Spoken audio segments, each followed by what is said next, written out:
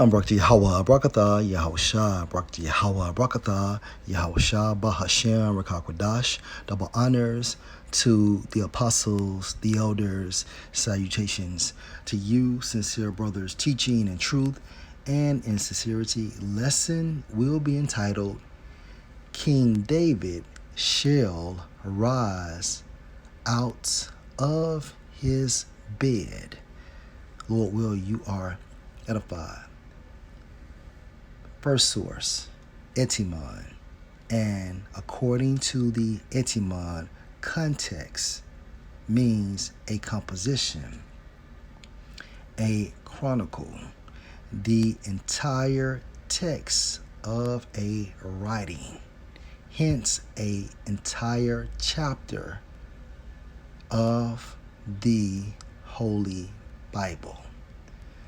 Context also goes into a joining together, okay? Again, context, a composition, a chronicle, the entire text of a writing, such as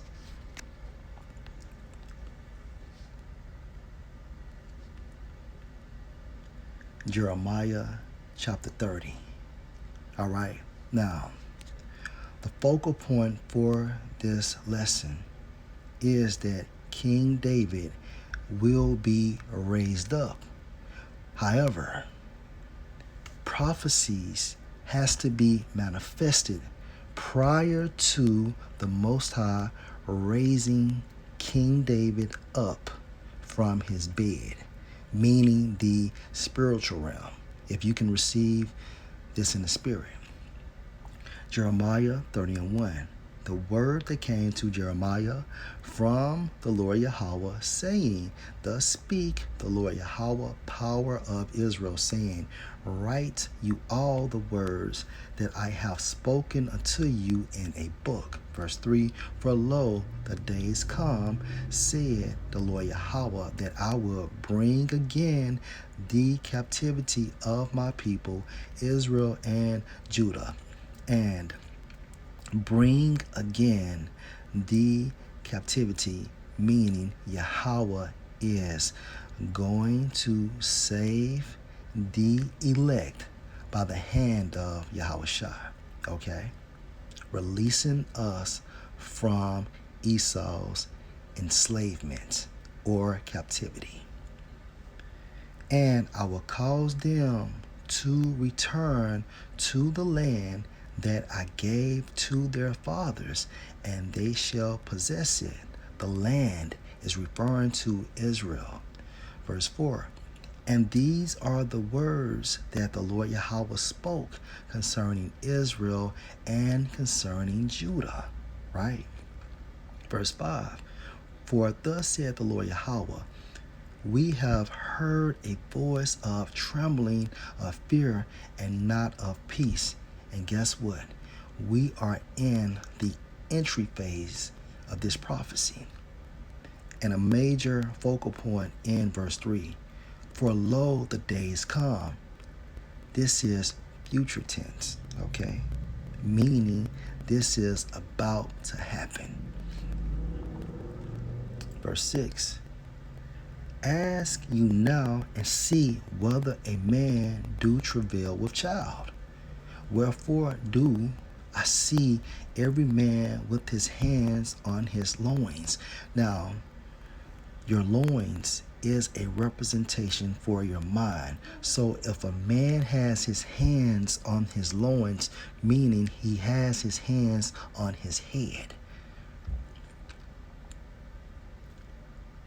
As a woman in travail, meaning that man on earth as well as woman on earth are about to experience some dire and trying circumstances, and all faces are turned into paleness. Paleness in the Hebrew is a representation for anxiety or anxious behavior. Why? Because of what people will witness on earth. It will be very extreme, okay? Verse 7, alas, for that day is great, so that none is like it. So this day is referring to what? It is even the time of Jacob's trouble.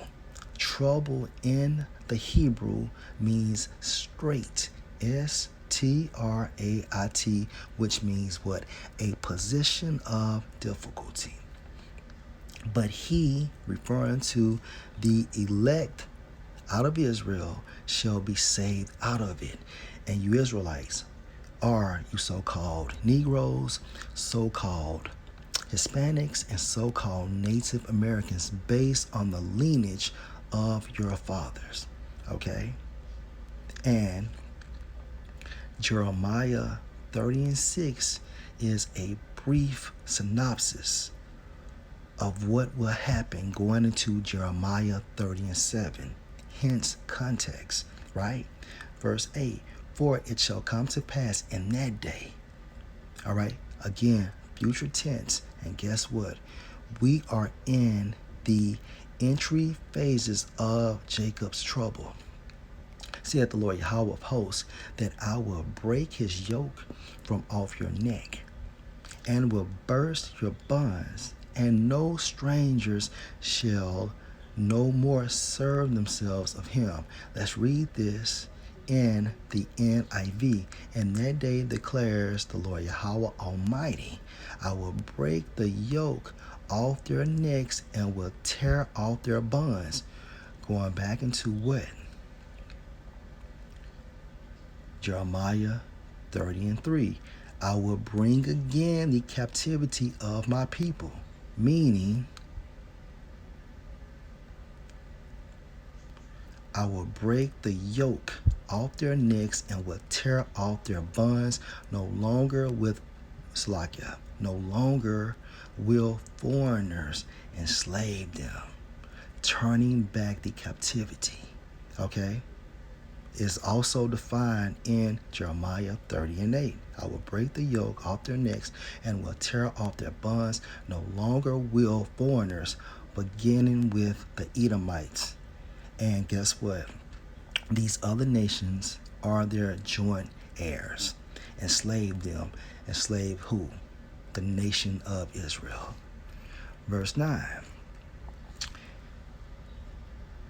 But they shall serve the Lord Yahweh their power, and David their king, whom I will raise up unto them.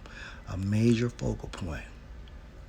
We cannot serve the Lord Yahweh, our power, and David our king, whom the Most High will raise up until Jeremiah 30:7 is exercised and completed, until Revelation 13:16 is exercised and completed, until WW3 is exercised and completed.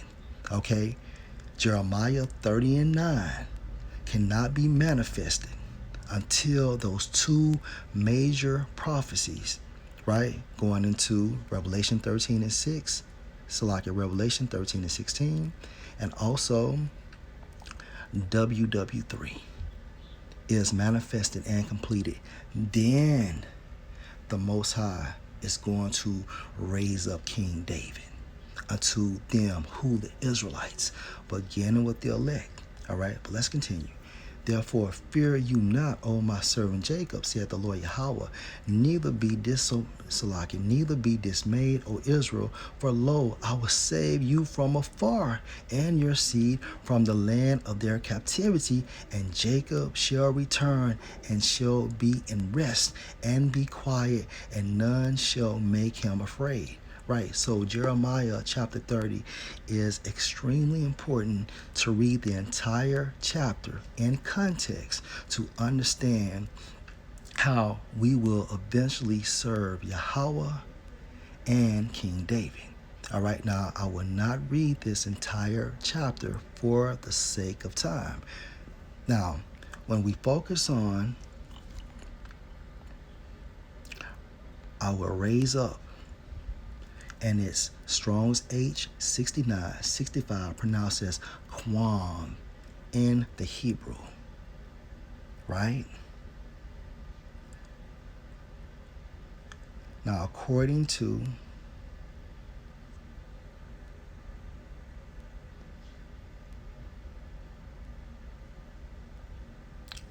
the Brown Driver Briggs lexicon, it means specifically 1A, after lying down, sleep, sickness, mourning.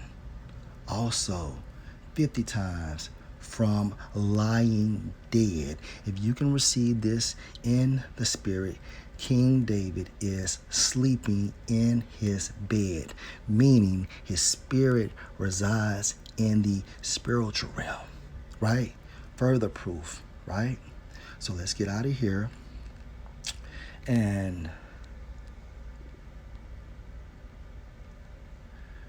go back to the same Hebrew term, quam,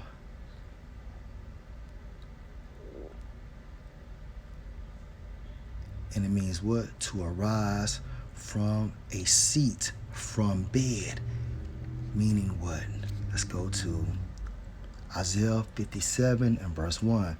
The righteous perish, and no man lay it to heart or mind, and merciful men are taken away, none considering that the righteous is taken away from the evil to come. Evil means what? Bad times.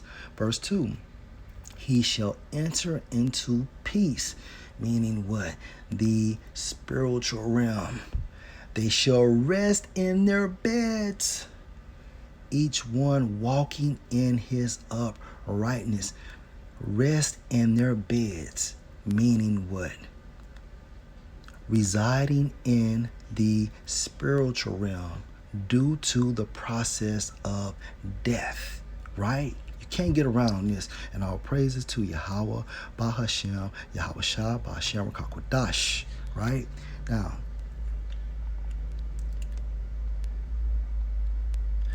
when Jeremiah 30 and 9,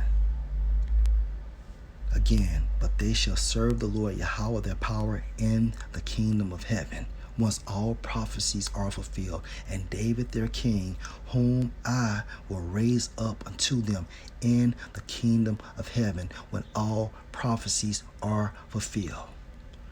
Okay? So King David is resting. Okay? There's nothing new under the sun. And also, if you can receive this, Moses came back as King David, all right?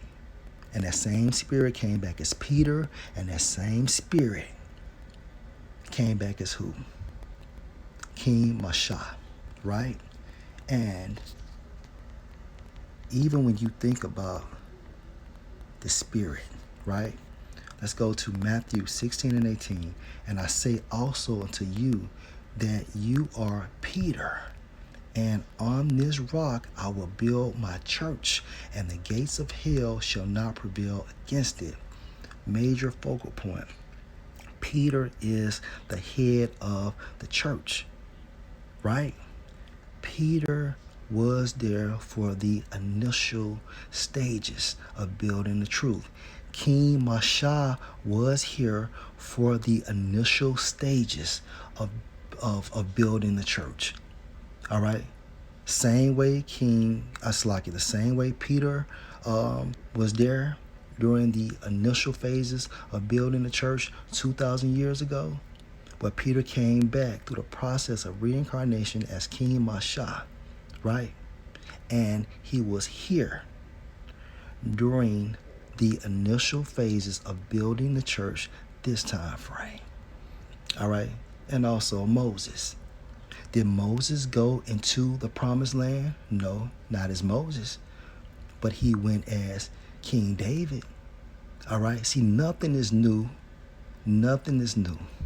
under the sun. History repeats itself because it's the same spirits coming back on earth through the process of reincarnation. Okay.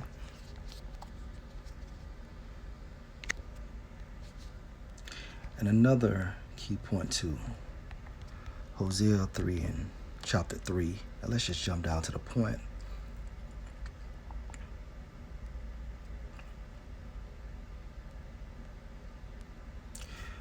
Hosea 3 and 3. And I said unto her, you shall abide for me many days. You shall not play the harlot, and you shall not be for another man. So will I also be for you.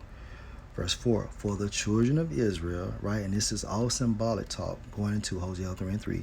For the sons of Israel shall abide many days without a king, literal, and without a prince, and without a sacrifice, and without an image, and without an ephod, and without teraphim, meaning no priesthood as well.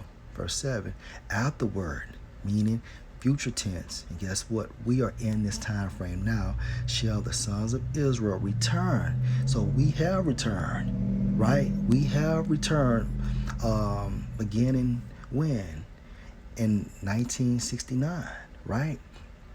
Afterward shall the sons of Israel return, seeking the old paths, right? Jeremiah 6 and 16. And seek the Lord Yahweh their power and David their king. Seek in the Hebrew meaning search, asking questions about who is our power, what is his true name, all right, what is his son's name, and who is King David. It only makes sense asking questions, right? That's what that seek is going into when you research it in the Hebrew. And shall fear the Lord Yahweh and his goodness in the latter days. The latter days is going into a time frame, not a specific time frame, but the latter days. All right. And this regarding the latter days was initiated starting in 1969, all the way up until now. There's no specific date, okay, nor time. However, this is just insinuating a time frame, right? Latter, according to the Hebrew Strong's H 319 or 319, pronounced as Aha Ra Yath, which means the end, latter time, prophetic in future time, last, hindermost. Okay, so meaning in the end. And we are in the end of the end. Because remember, Hebrews, I think it's 1 and 2. Well, let me start at 1. The Most High, who at sundry times and in diverse manners spoke in time past unto the fathers by the prophets, have in these last days spoken unto us by his Son. So the last days were deemed or classified when Yahushua walked the earth 2,000 years ago. Now imagine 2,000 years forward, right? Whom he have appointed heir of all things, by whom also he made the worlds. So when we equate Hosea chapter 3, this is just talking about the end times. And the end times, okay, can be initiated in 1969 when Abba Bivens began being that herald for Yahushua again.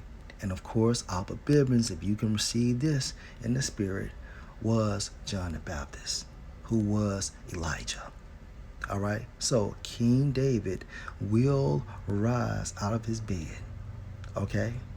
But prophecies has to be fulfilled, including those 2 major prophecies. Now, it's my belief that King David will be risen to see the destruction / downfall of America.